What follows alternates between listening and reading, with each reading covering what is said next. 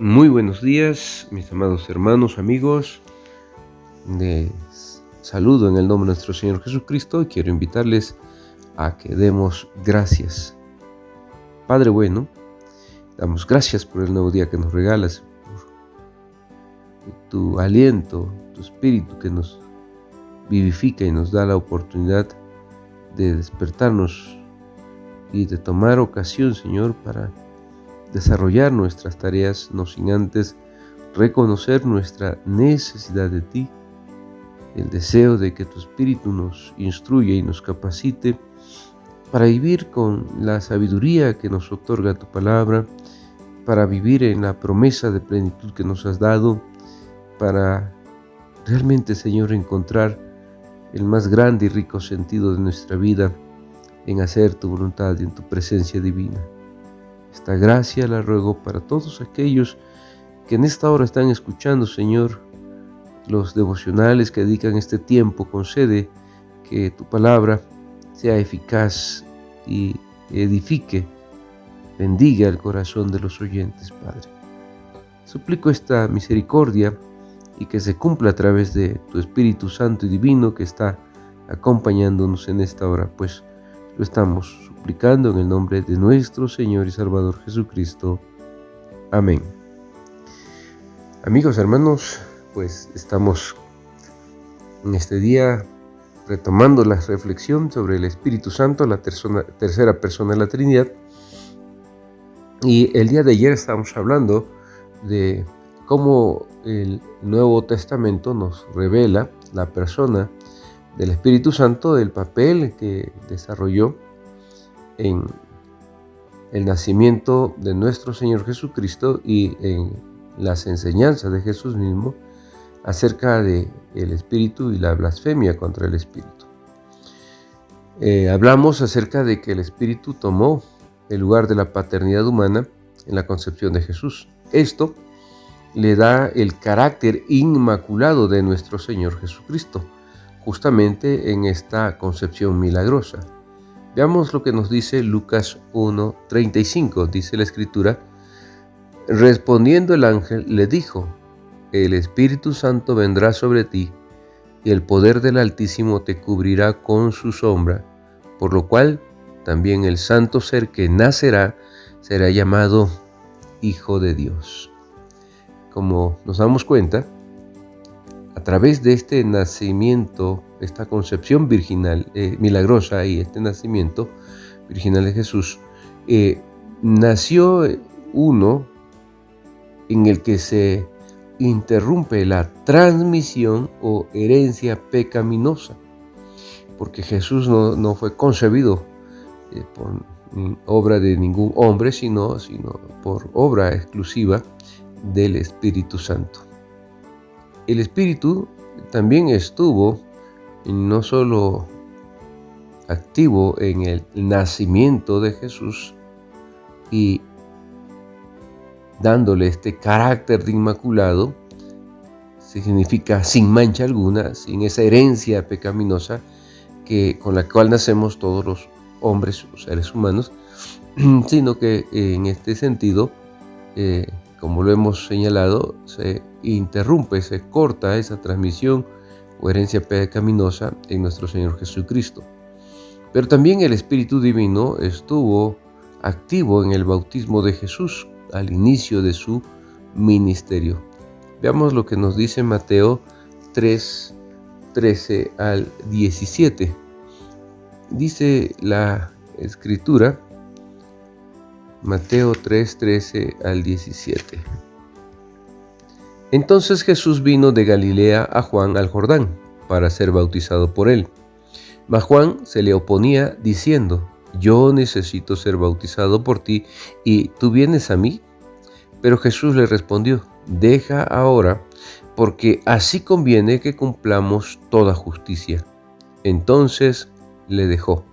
Y Jesús, después que fue bautizado, subió luego del agua, y he aquí los cielos le fueron abiertos, y vio al Espíritu de Dios que descendía como paloma y venía sobre él. Y hubo una voz de los cielos que decía: este es mi Hijo amado, en quien tengo complacencia. Aquí está una vez más la actividad del Espíritu Santo que confirma el inicio del ministerio de Jesús y que lo confirma como el Hijo de Dios. Bajo el símbolo de una paloma que descendía, el Espíritu Divino reposó sobre Cristo, de acuerdo al versículo 16, donde leímos. Así que el ministerio de Jesús se inaugura justamente en ese bautismo del Espíritu Divino, en ese posarse el Espíritu Santo sobre la persona de nuestro Señor Jesucristo. De hecho, en este texto está la Trinidad revelada. Dios Padre, que dice: este es mi Hijo amado en quien tengo complacencia. El Espíritu Santo, que desciende bajo el símbolo de una paloma, y el Hijo, que es justamente bautizado por Juan y que es allí confirmado su ministerio y su vocación a través del Espíritu y del Padre. Así que aquí tenemos una revelación maravillosa de que el plan de salvación que el Hijo está llevando a cabo es obra del Padre y del Espíritu, de este Dios trino y uno al cual nosotros adoramos. Ahora, con esta manifestación del Espíritu y del Padre en favor del Hijo, el profeta, sacerdote y rey ahora ha sido ungido para asumir su oficio y ministerio. Sabemos que Jesús desarrolló estos tres oficios: de profeta, de rey y de sacerdote. Justamente se ungía en el antiguo pacto a los profetas, a los sacerdotes y a los reyes. Y Jesús es estas tres cosas: profeta, sacerdote y rey. Así que el Espíritu Divino vino a morar permanentemente en Cristo a través de este acto. A través de lo que nos revela el Evangelio, nos damos cuenta que es la morada, se inicia la inauguración del ministerio de Cristo, pero también de la morada permanente del Espíritu Santo en el Hijo. Por el Espíritu, Cristo estaba consagrándose para la misión de su Padre. Estaba recibiendo el poder para llevar a cabo esta tarea, y después Él mismo sería capaz de hacer lo que el Espíritu Divino estaba haciendo en Él por la Iglesia.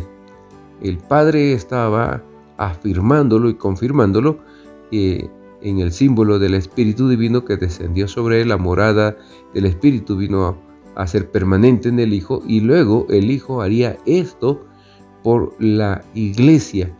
Veamos lo que nos dice Juan 1:32.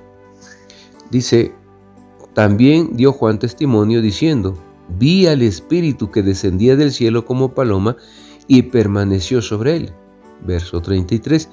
Y yo no le conocía, pero el que me envió a bautizar con agua, aquel me dijo: sobre quien veas descender el Espíritu y que permanece sobre él, ese es el que bautiza con el Espíritu Santo. Dice Juan en el verso 34: y yo le vi y he dado testimonio de que este es el Hijo de Dios. Bueno, lo que estaba aconteciendo en este momento, el Padre estaba enviando su Espíritu sobre su Hijo. Ahora, después, el Hijo es el que bautizaría con el Espíritu. Es Cristo quien estaría otorgando también el Espíritu a la Iglesia. Así que aquí encontramos esta correlación y el ministerio de Cristo, que incluía el bautizar en el Espíritu Santo a los que creyeran en Él. En la tentación de Jesús también se enfatiza la santidad del Espíritu. Nos damos cuenta que es el Espíritu Santo quien lo impulsa o lo lleva a entrar en conflicto con las fuerzas espirituales inmundas del mal. En Marcos 1:12 nos dice lo siguiente: y luego el Espíritu le impulsó al desierto. Ahora versículo 13, y estuvo allí en el desierto 40 días, y era tentado por Satanás, y estaba con las fieras, y los ángeles le servían. Esta situación que nos revelan los evangelios, cuando Jesús inicia su ministerio, es llevado al desierto, es impulsado por el Espíritu a este lugar donde va a orar y ayunar por 40 días, y es allí donde se da una confrontación directa contra el pecado, contra estas huestes de maldad y contra las tentaciones que Satanás estaba colocando o con las cuales hacía que quería que cayera el Hijo de Dios. Aquí lo que nos demuestra esta parte, mis hermanos, es que hay una victoria de Cristo. El segundo Adán fue a enfrentarse con el pecado y, triunfando como hombre en favor de los hombres, nos trajo la victoria a nosotros. Porque una vez que Cristo venció sobre las tentaciones y sobre las huestes espirituales de maldad que estaban lideradas por Satanás, Él nos otorgó a nosotros esa victoria y anuló la tragedia que trajo la derrota del primer Adán. Esto lo podemos ver desarrollado más claramente en la teología del apóstol San Pablo en la carta a los Romanos en el capítulo 5. Ahí contrasta Pablo el primer Adán y el postrer Adán. Y por causa de esa victoria de Cristo, nosotros venimos a ser beneficiados. Veamos lo que nos dice Colosenses 2, 14 y 15. Dice la Escritura: anulando el acta de los decretos que había contra nosotros, que nos era contraria, quitándola de en medio y clavándola en la cruz, y despojando a los principados y a las potestades, los exhibió públicamente, triunfando sobre ellos en la cruz. Gloria a Dios, porque el poder del Espíritu Divino que estaba en Cristo le llevó a vencer. Recordemos que Él fue plenamente hombre, como también era plenamente Dios, y en su carne sintió hambre, y en su carne fue tentado en todas las cosas que nosotros somos tentados, pero Él no cedió, no cayó en pecado, Él fue obediente.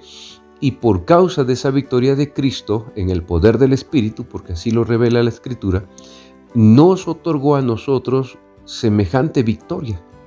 Quitó el acta de los decretos que había contra nosotros, que nos era contraria, y nos otorgó beneficios espirituales, los cuales Pablo llama bendiciones espirituales o riquezas en gloria que se nos otorga a nosotros.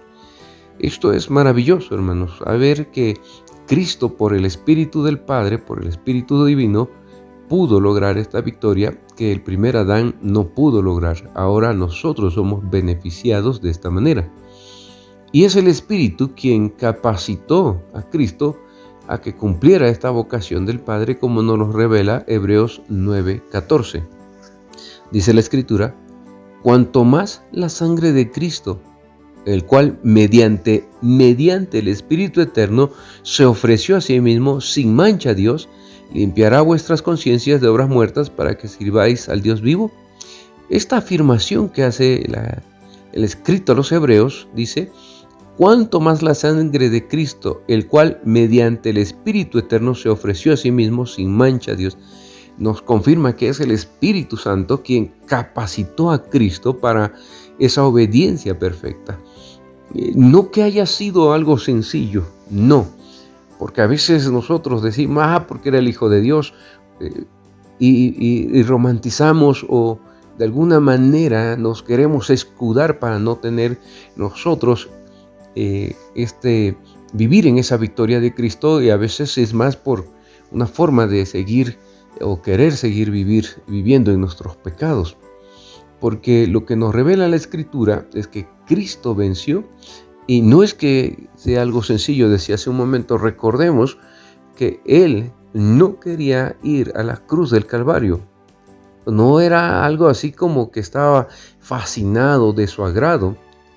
Aunque Él era el Hijo de Dios, como hombre sentía angustia y temor frente a todo esto. Por eso la oración de Getsemaní es una oración crucial, que revela que el Hijo no quería pasar por ese cáliz amargo, esa copa de amargura, Sin embargo, por obediencia al Padre, por amor, Él decide, no de manera resignada, ya ni modos, pues ¿qué voy a hacer?